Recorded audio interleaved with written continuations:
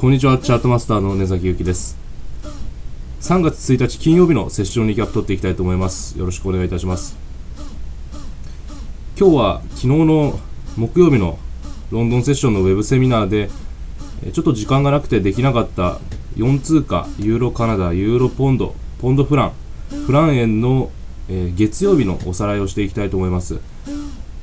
でちょっとパソコンがなんかうなっててちょっと変な音してるんですけど、全然使えるので、取っていきたいと思うんですけど、まずユーロカナダの、2月25日の買い中買っていますと、で R に超えたから買っていますよっていうのからおさらいをしていきたいと思います。で僕たちがやってるのはこの RF1010 HSI プラス1010というシステムなんですけども、HSI を使ってトレードしていこうじゃないかということで、2月25日の17時の、こういう感じだったんですよね。でここで高値を超えてきました。窓を開けて、で窓も埋めたし、その後、ここで窓を埋めて、その後この高値っていうのを超えてきたからエントリーして買っていったわけですよね。で R3 で決済をしたという感じで、これちゃんと取れていて、勝てたので良かったなという感じだったんですけども、でついでに、今日からというか金曜日、そして来週のユーロカナダの展望っていうのを見ておきたいんですけども、これ1回線を全部消してみます。そして上から HSI を引いておいて、で重要なのが止まっているかどうかということなんですけども、 S の1止まっている、 S の2止まっている、で S の4止まっていますので、この S の4の安値っていうのを割ってきたら S の5まで売っていきたいなっていう感じなんですけども、もう一つこの下から買いの方に HSI も引いておきたいと思います。今度は黒い HSI にして、どこまで調整があるのかな、もしくはこのまま上がっていったらどこまで上がっていくのかなっていうのを見るんですけども、とりあえずこの R の2超えたこの高値ですよね。この高値を超えていって買いだったわけですよね。買って、その次の R3 を今目指しているんですけども、ここからまた下がってくるかもしれませんよね。で下がってきたらまたこのてっぺんから今度はピンクとか白にして HSI を引いて、同じく2を超えたら3までトレードしていきたいんですけども、こんな感じでまたこの2っていうのを割ってきて安値できたら、その安値ブレイクで S の3まで打っていきたいなという感じです。続きましてユーロポンド R3 超えたら、R4 というユーロポンドを見ていきたいと思います。 R3 を超えたら R4 で、今週の月曜日のウェブセミナーが、17時、2月25日の17時で、こういう状態だったわけですよね。でこの R3 の高値、 R3 超えてきて高値ができて、この高値超えていったら買いたいねっていうことだったんですけども、一つ心配だったのがこの窓ですよね。窓を埋めてないので、実際には買ってないんですけども、上がってトントンとか少しプラスで終わったという感じですよね。でその後窓埋めてきてっていう感じで、これも同じく今の状態を見てみますと、上から HSI を引いてみまして、一回全部、線を消しますけども、この上から HSI を引いてみて使われているかなっていうのを見るんですけども、 S に使われている。で S4 で止まったっていう感じですよね。で S さんに今、サポートされているんですけども、下からまた HSI を引いてみて、これがどこまでの反転かな、もしくはどこまでこのまま上がっていくのかなっていうのを見るんですけども、 R1 使われている、 R2 使われている。で R2 のブレイクしてきたので、この高値超えてきたら買っていきたいんですけども、10分足を見ながら MA の上にあったら買っていきたかったなっていう感じで、もしかしたらまたここから下がってくるかもしれないですよね。なので上から HSI も引いといて、2を割ってきたら3までエントリー打っていきたいなという感じで、今日月曜日とかで、この S の2を割ってくるかもしれません。そしたら3まで売っていきたいなという相場ですね。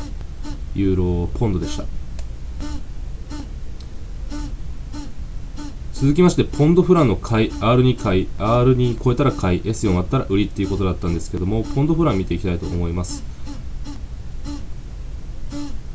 ポンドフランはすごく今綺麗な状態にあって、今完全に買いですよね。先にやってしまいますと、こういうチャンネルラインを上にブレイクしてきたので、もう完全にこれ買いです。でフィボナッチをしたと上から引いて、でこうブレイクして始まり値終わり値の終わったキャンドルをこうフィブ引きますと、270618で618には S4 とかこのサポートレジスタンスっていうのがあるので、ここまで上がるんじゃないかなっていう 1.4316 まで上がるんじゃないかなっていう感じなんですけども、これがテクニカル分析でできることなのですが、今週の月曜日60分チャートで見ていきたいんですけども、25日の17時ということで、こんな感じだったんですよね。こんな感じで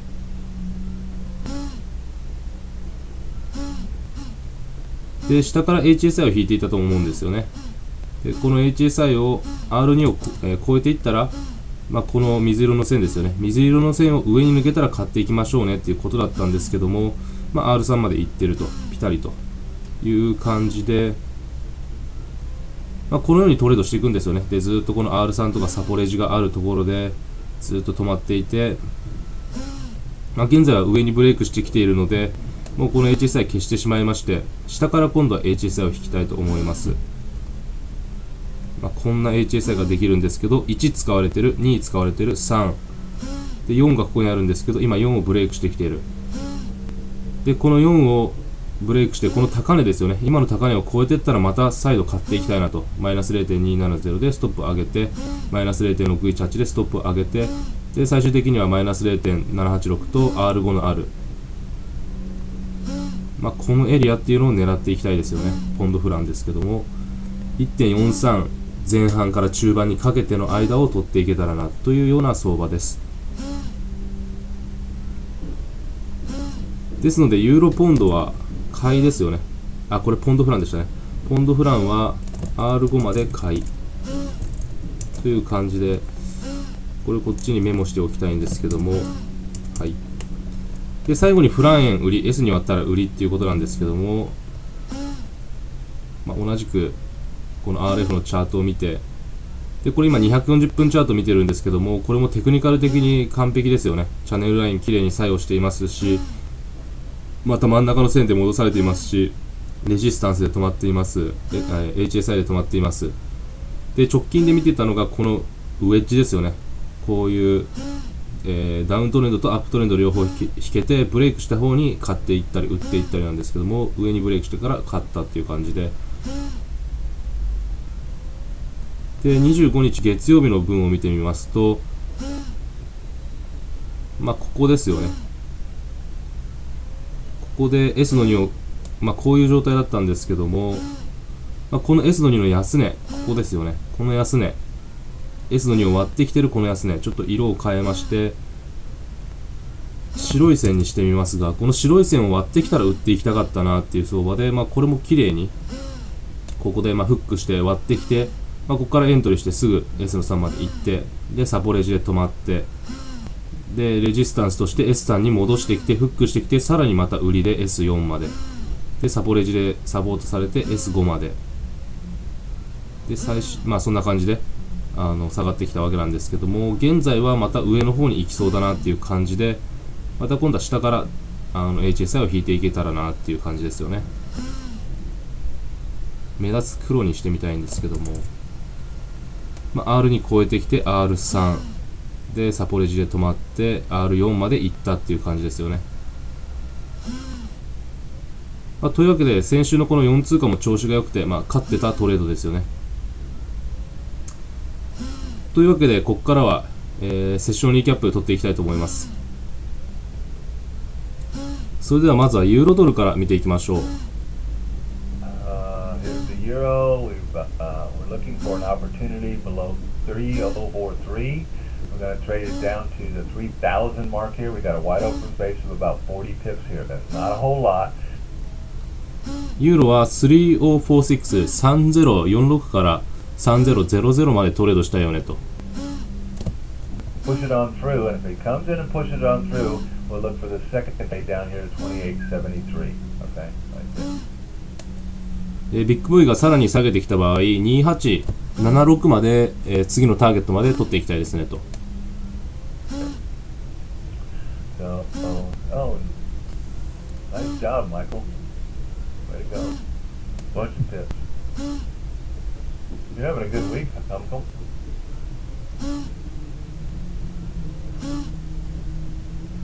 Pound yen. Nothing. I mean, British pound. Nothing to do here, folks. It's jumped 3 months in a row. Way to go. That's not check it out. That's what happens when you become a fast tracker. That's what it does. It does fast track you, and suddenly you're applying what you learn instead of still learning. And once you're applying, then the learning curve gets real quick, right? So, and that's why we do that. We have not even got a gap here. We just don't have anything to do on this down dollar at all. Just walk away. ポンドドルは特にすることがありません。なので、walk away from it って言ってますね。やんない方がいいよと。で、ギャップっていうのも窓上げもまだちゃんと埋めてきてないよねっていうことを言っていますね。Alright, dollar CAD. We're up at the top. There's nothing for us to do here. We need a pullback. If we take this top out, which they just did, and then you pull it back to probably the heart line here, then we'll have this trade once again, and this one maybe tonight in the London. You can see the day chart top.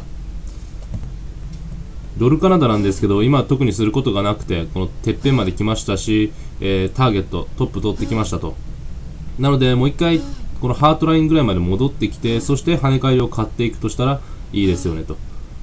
で、最終的にはデイチャートのトップがあるので、ここまで狙っていきたいねと。Up is way up here, so there is opportunity up there. The problem is that we have a barrier, which is the top of the trend line. And right now they're proving that trend line is really it. See how they prove the heart line, the heart line, the heart line, the heart line? That means that it's not this top, it is this top, right? So we're in the top of the trend line. We don't have any room to go. The big boys won't make that trade. Alright, Swissy, there's a little dinky trade here. We're actually gunning for this day chart top at 93.92. Alright.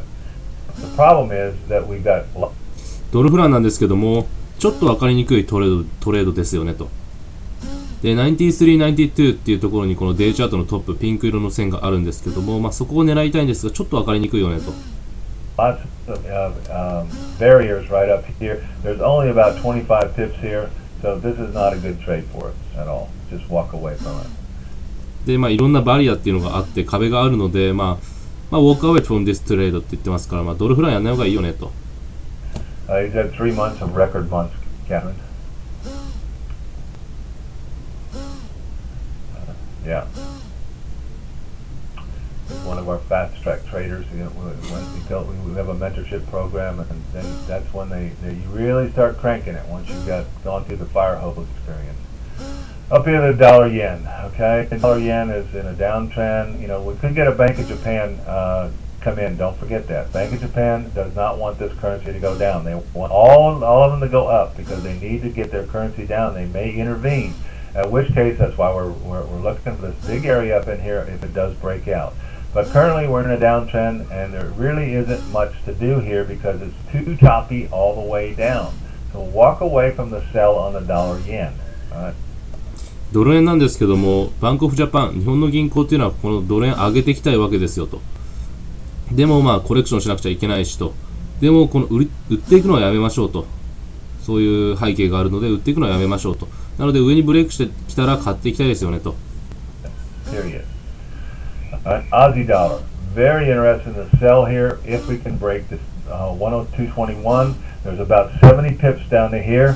You're going to break the break of 102.21. Wait for the break, the hook, and the go. When it breaks, hooks, and goes, you're going to move your stop to break even when you hit the 618 fib at 1.2 thousand. It's also a bounce point because it's an even number. All right. You move to break even. No more than that. All right. And you wait for it to break down to this area. When it breaks down this area, you move your stop above the 618. Hold. Don't try to put a trailing stop to protect this. It's going to that target if it breaks. It's a wide open space. But it's not going to probably go straight down. It'll probably flop around, and if you put a trailing stop on, it's going to trail you out for 15 pips, and then it's go 40, and you're going to go, oh man, I only got 15 pips out of that doggone move, and I was in it. That's because you didn't manage it correctly. All right. So we're looking. OG ドルは強い売りが来そうですよねと。で、これトレードアラートも来てたんですけど、このトレンドをブレイクして、このボトムですよね、サポートを割ってきたら、70ピップ下まで売っていきましょうと。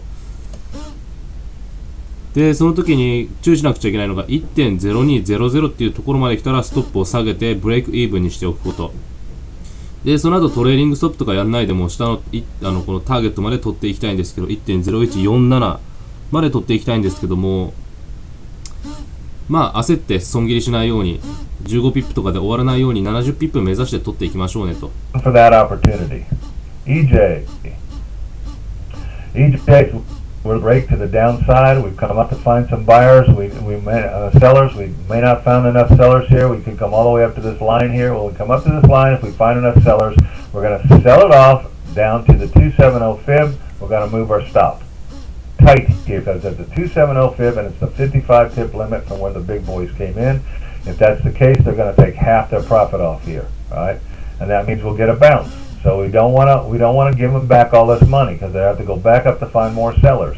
But once they break through here, we're going to trade it down to this line here, move our stop at the 618. Again, at this single line trend line, which is this line. ユーロ円なんですけども、まあこのリミットありますけど、まあ下まで今バイヤーセラーですよね、売り手を探しているところですよねと。なので、まあ、今もう切るんじゃなくて、これ売り手を待ってから下まで下げて、このトレンドライン60分チャートのトレンドラインにまで売っていきたいよねと。で、最終的にはこのダブルボトムですよね、このピンクの線のところのダブルボトムを狙っていきたいねと。Bottom right there. Let's see, below 83. I wouldn't. No, I would that. Not below 83 because. You still got this bottom here, which is still a bounce point, Robin. See, you come down here and bounce right back up. They don't find enough sellers to break this. They're going to come right back up. You don't want to be in an EO here. Now, below this 60 area, you get him in the 120.50. See that? Oh, and the Aussie. Okay, I'll have to go back and look at it. I'm already past that one. So, anyway, that's the opportunity there. All right, Aussie dollar. Let's go see what it looks like. How do we check that? We go up to a 240 chart. All right.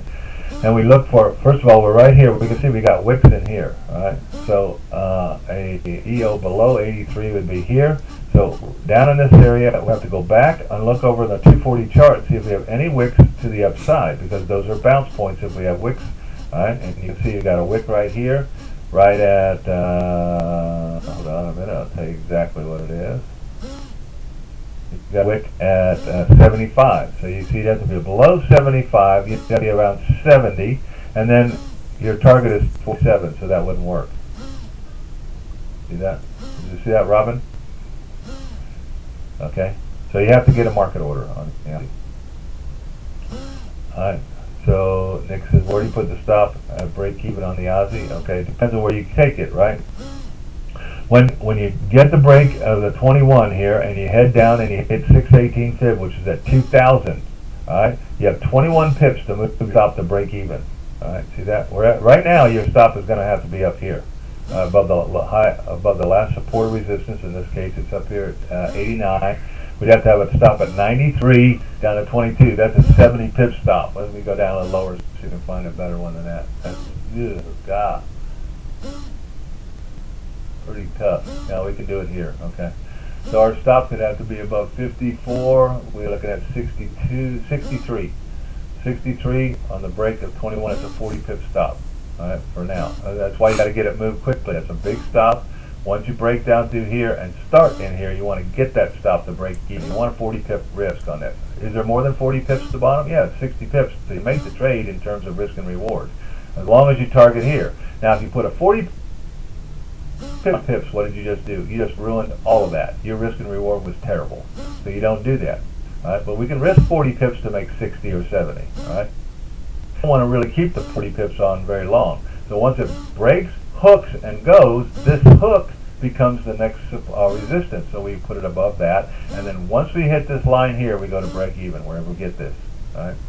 Then we hang until we break down below the 91. We add a position here. Why? Because we get 50 pips left. We'll add a position below 91, and we will then move that stop and still be wherever the real estate tells you is up here. But as soon as it gets underway, you're going to move that one to break even, and you're going to move the other one to the same area. Now you got profit on this one of about 25 to 30 pips, and it's covering the risk of 30 pips of the second trade that you got on. I can take them both down to here. Everybody see that? That's a strategy. まあ今 OG ドルの話してたんですよね。で、どうやってストップ動かすか、どこにストップを置くか。で、40ピップのストップだと大きすぎるって言ってるんですよね。40ピップのストップだと大きすぎると。なので、まあ40ピップのストップ取るんだったら70ピップとか取らなくちゃいけないわけで、リワードは。ストップ40に対してリミットは70であるべきだし、で、40っていうのは大きすぎるからすぐにブレイクイブンまで来て、で、ストップ下げるとこの、0191ですよね。を下回ってきたら、また売り増しして50ピップ下まで取っていきたくて、で、その時ストップをこのエリアまで下げてきたら、まあ、プラス20ピップ、30ピップになっていて、で、その2個目のポジションのストップ30とかっていうののリスクをカバーしつつ、もう1個ポジションを持てるので、まあ、そういうストラテジーでやっていきたいよねっていうことを言っています。You gotta have that strategy. You gotta trade it. That's what the chart says to trade it. The chart says, this is how you trade me today. Now, is it going to be different tomorrow? Sure. Is 227 not a day? No, it's not a good entry. See? Well, look at what you got right here. You can see you got two HSIs right here, and you got a 21 PSR, and you're above. Catherine, that's a bounce point. See? Anything that you trade above here is a bounce point. See? They may not, if they don't get it through there, what do they got to do? They got to go back up to find sellers. When they go back up to find sellers, what are they looking for? Your stop. And you'll say, oh, they're going up to find my stop. No, they're just going up to find sellers, but they're going to go as high as it takes to find them, and if your stop's below where that is, you're going to get stopped out. See? So we don't do that. All right? Don't trade there. Trade on the break. The break below, if the hook back up, give you a great entry, and you got this right here. The trade. All right? All right, over the pound yen. All right, pound yen, we're looking for the break here. This is a two-part trade. First part is right, actually a three-part. There's a little small 30 pip or about 40 pips right in here that we can take, okay? And it's a very small area, and on a pound yen with 7 pips to get in, you're going to need to trade that with a very small lot, all right?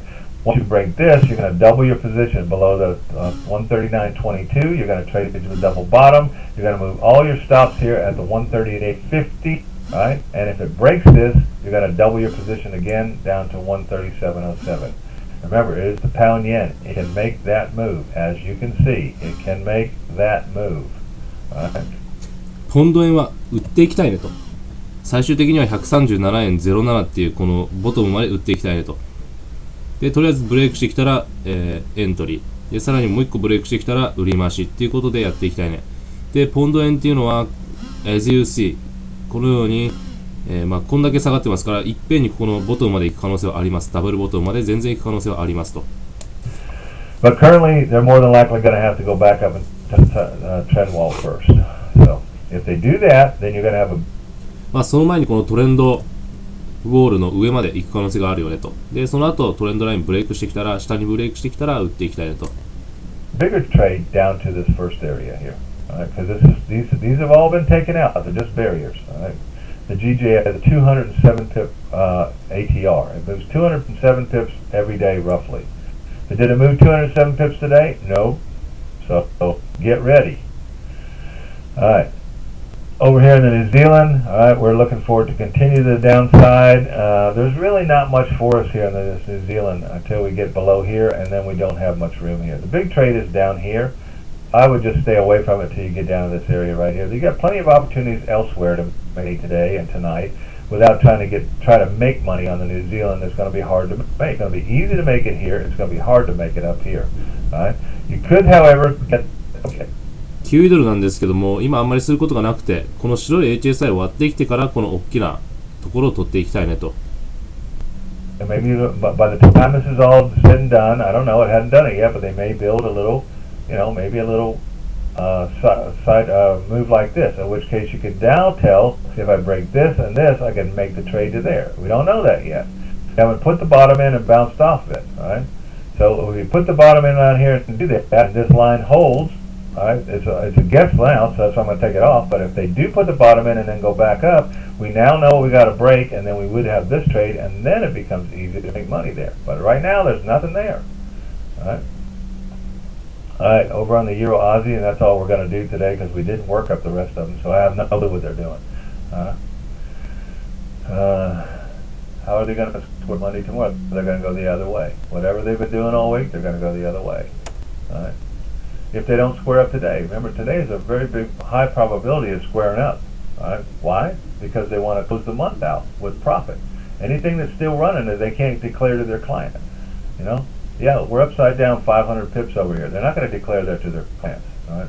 So, good point, Brian. This is a potential head and shoulders here, as you can see. There's the left shoulder, the right shoulder right here.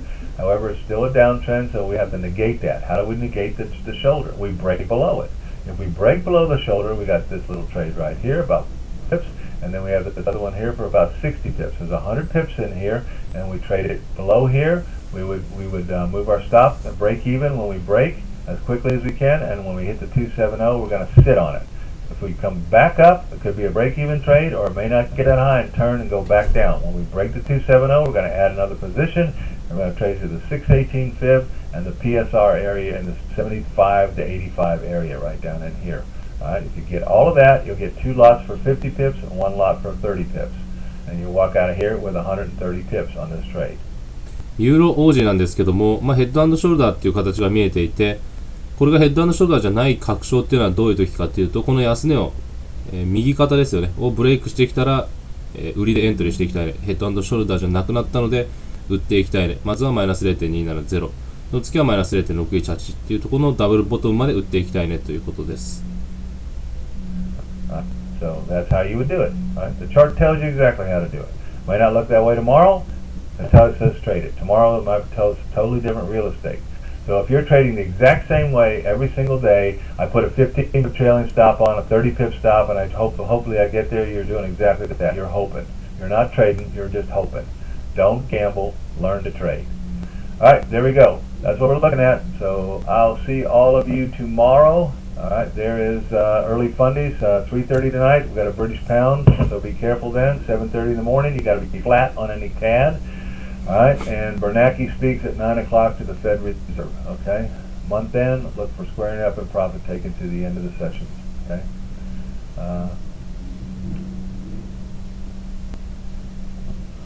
Okay, thanks, Dan. Thank you very much, man. All right, nice. All right, everybody, have a great day. Hope you learned something today. We learned how not to take a trade. That's just as important as learning how to take one. All right, good job, everybody. I will see all of you tomorrow. はい、というわけでセッションリキャップおしまいです。で、こうやって、チャットやってますけど、Great Lesson Scott みたいなこと書いてありますね。Great Lesson Scott, Great Lesson Today, Thanks Scott, Bye all みたいな感じで、extremely instructive today、とてもいいレッスンだったよみたいなことを言ってて、こんな感じでまた来週も火曜日から金曜日まで撮っていきたいと思いますが、すごく気にしてたのはスクエアリングアップデーってことですよね。その2月最後の日ということで、プロフィットをバンカーとか銀行員がびっくりしてくるわけですよね。で、その今月のこれが今月の取り分ですよ、利益ですよっていうのをお客さんに見せていく。なのでもう利益が出てたらもうリクっちゃってくるから動くよねみたいなことを言っていました。そんな感じで、今日のセッションリキャップでしたが、OG ドルのトレードアラート来てたのでまたアップしますから、見ておいてください。それではどうもありがとうございました。失礼します。